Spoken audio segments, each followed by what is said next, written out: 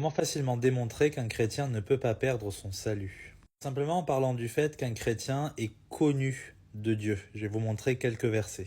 Galates chapitre 4 à partir du verset 8. Autrefois, ne connaissant pas Dieu, vous servez des dieux qui ne le sont pas de leur nature, mais à présent que vous avez connu Dieu, ou plutôt que vous avez été connu de Dieu, comment retournez-vous à ces faibles et pauvres rudiments, etc., etc. Donc on soit clair sur une chose, Dieu est omniscient, il connaît absolument tout le monde sur cette terre. Par contre, spirituellement parlant, si vous n'êtes pas sauvés, que vous êtes encore des enfants de désobéissance, vous n'êtes pas connus de Dieu. Dieu, il ne connaît que ses enfants.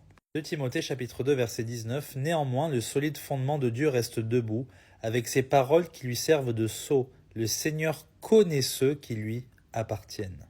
Écoutez ce que dit Jésus en Jean chapitre 10 au verset 14.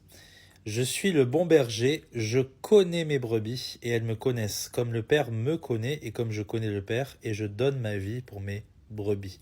Jésus, qui est Dieu, connaît ses brebis. C'est pour ça qu'il dira à tous ceux qui rejettent l'évangile et qui se glorifient de leurs œuvres à la fin des temps, je ne vous ai jamais connu. Il dit pas je vous connaissais, non, je ne vous ai jamais connu puisque vous n'avez jamais été sauvés.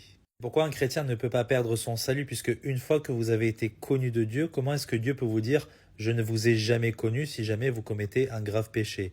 Ça n'a aucun sens. Dieu peut corriger ses enfants à cause des péchés qu'ils commettent sur cette terre évidemment, mais il peut jamais leur dire je ne te connais pas. C'est ridicule. Il connaîtra jusqu'à la fin ceux qui lui appartiennent. Que Dieu vous bénisse.